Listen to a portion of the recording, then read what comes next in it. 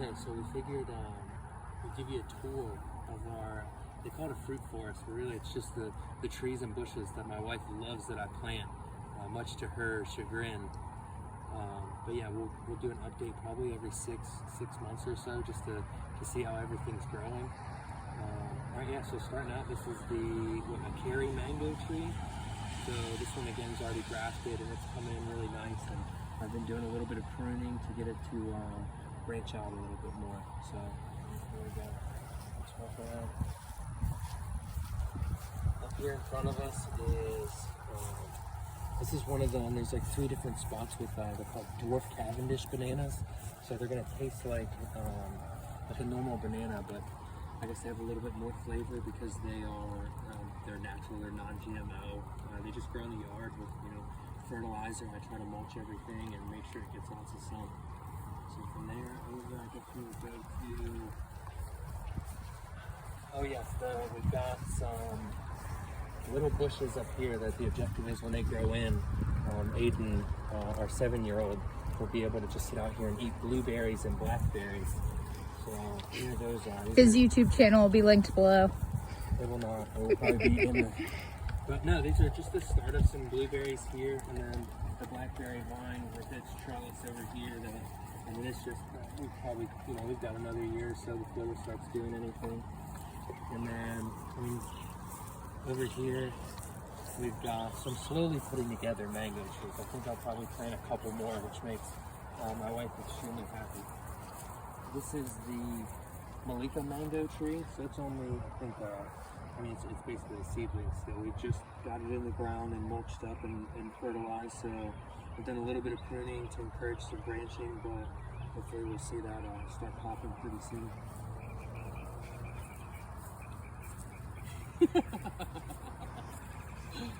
I've got my roaming camera woman. She's got like a wheelie cart. This is just taking everything around. I need to get one of those zero gravity things, so you can't tell every time I take a step.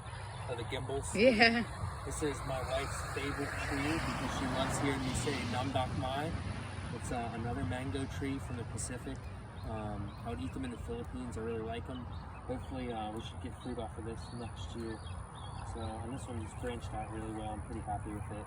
And all of these, I try to space them out where each canopy gets, 12 to 15 feet, honestly radius, so about 30-foot diameter, without taking sunlight or competing for sunlight with any of the other trees.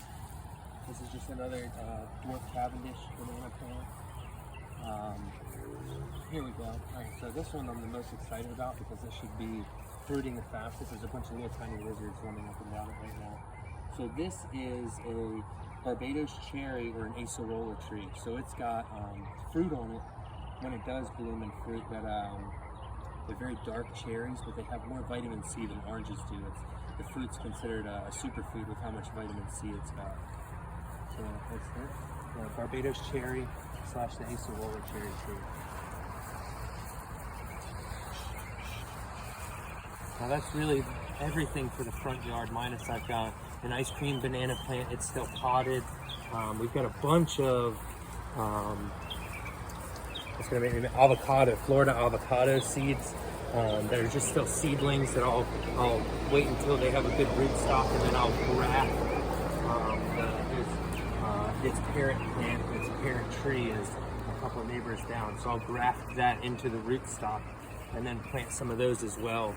And then we have, in our screened-in Florida room, we've got dragon fruit as well. I think I've got like 6 different dragon fruit going as well to see how well I can grow dragon fruit cactus. So this is our Persian lime tree, which looks more like a bush right now. It just hasn't grown up yet. What I like about this one is when it's mature and the fruit come out, it will turn yellow. So it'll look like a lemon, which I thought was kind of cool because when you cut it open, it'll be a lime green seedless lime. I don't know why that trickery makes me happy. And then this is and I've left all the tags on because I don't know, I'm assuming at some point in time I'll get like a placard made as they get larger.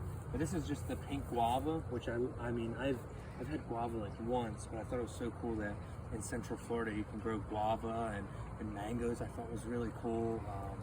basically, I just try to open up their first. I'm hoping that everything doesn't fruit the same time.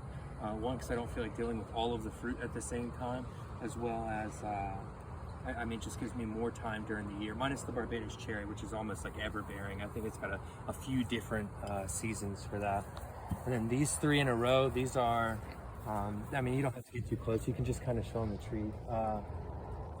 Not well kept, so I've got to wait. I'm gonna wait until they're not fruiting anymore. I mean, we've got some pretty big oranges coming in, but the tree wasn't it wasn't shaped or pruned well. I mean, it's just previous owners. We have 4 really mature orange trees and 1 coming in. It's a tangerine tree, I believe. So, and they're nice, but they probably need to top 4 or 5 feet cut off of them. I just want to wait until they're more dormant, more inside of themselves, to try to not create as bad a shock. I don't want them to die. You can see it's got some new growth, which is good to me. This new growth kind of helps me think that I can bring it back almost. You want them to be more bushy. I don't need one orange tree or oranges that are 25 feet in the air. That doesn't help me at all anyway. And 2, you kind of want to keep it a smaller, manageable size, because I don't need anything overgrown.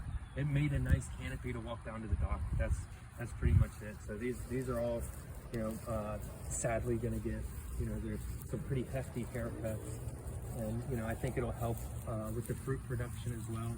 This tangerine is probably the only, or tangerine or mandarin orange, we'll see. It's the only tree that is about the size. This is about the size I want these. But it's gonna be a little hard to bring it down that low. That's a bald eagle flying by here. It just flew over top. I don't know if you can see it. America. Oh yeah, it's standing right there. Can you see it? And then, so we're coming over here for a reason. So these are a lot of different kinds of palm trees, except we've got dual coconut palms here. So I have not. I mean, we've only lived here for what, 4 months now. So I fertilized them. I'm going to come out and mulch them. They're definitely pretty senior trees, so they're definitely of the age to bear fruit. I just think they haven't been fed properly, and everything I look at online says that an improperly fed tree won't produce fruit. So I just fertilized these, and also there's 3 over here you can see as well. So I fertilized them as well, and I'll mulch these as well. It's just getting the time to do it. So it's 5 coconut trees as well, and now we can walk over to actually kind of what started all of this. I would say this is like our little banana patch. It's our little banana patch that, I mean, and I've already pulled out probably 10 or 12 of these. Given one to my grandmother, a couple to my mom, and I really, like, I can't give them away enough, because bananas, they grow through their root system like a tuber. So they don't actually, the bananas aren't what populates the tree. So at any point in time, they're called suckers or pups come up out of the ground, and the plant just multiplies very fast. So this probably gets the most fertilizer, specifically potassium, than anything else in the yard, I guess, right now. And that's specifically, we can walk you over to the one of the bunches coming in. So this is what I really like is, I mean, it's still, we thought it was done. Oh, some of them fell off. Something's eating them. So this was all, oh look, they all fell out. I wonder what did that. Kind of a bummer. This is our first banana bunch that we're going to be doing ourselves.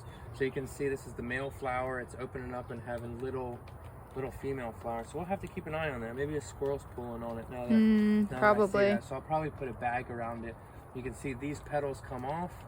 And yeah, something you can see has pulled all the, there would have been more bananas coming out. I just took a video a couple hours ago just to show everybody. So yeah, we'll burlap that up. It's not a big deal. You can see where there was another hand right here that something pulled them off as well. So yeah, we'll take care of it. I mean, who knows? Maybe it's something I don't know about that. So yeah, I would say that's it, minus we've got 2 more orange trees. One here, obviously, you can tell it needs a pretty big haircut as well. And it also has a lot of growth coming in on the bottom that makes me a little bit more comfortable with taking the angry chainsaw to it.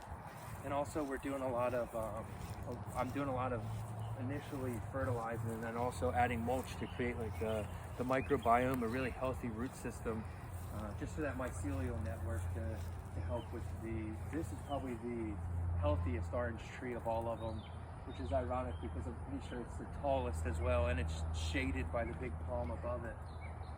But yeah, oh no, we do have a few more things to show. So yeah, can you show the yard real quick as well? Like it's not like we're not taking up the entire yard when we planted Do a all slower this. pan. I'm really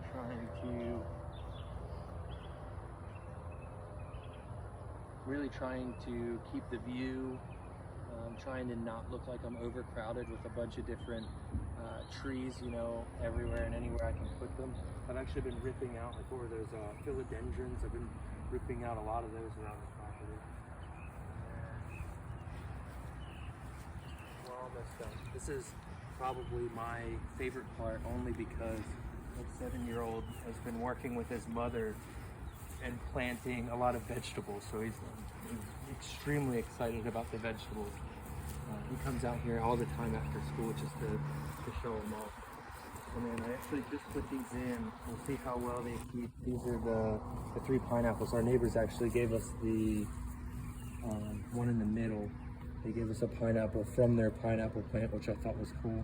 So I kept the top. I took all the fruit off of it, put it in water until it rooted up. And then Aaron also from work got 2 of them that we did the same thing. So, and they've all got root systems and they're planted in nice and neat now, which is nice. And then I had a bunch of extra plywood from what I was going to use as window covers if we have a hurricane.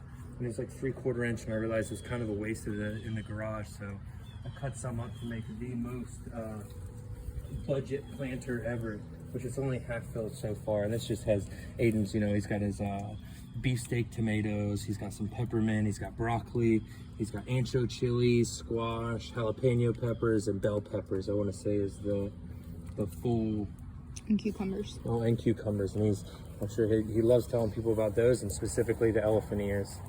But yeah, thanks for watching, and like I said, I will likely post another update when we get some more stuff in.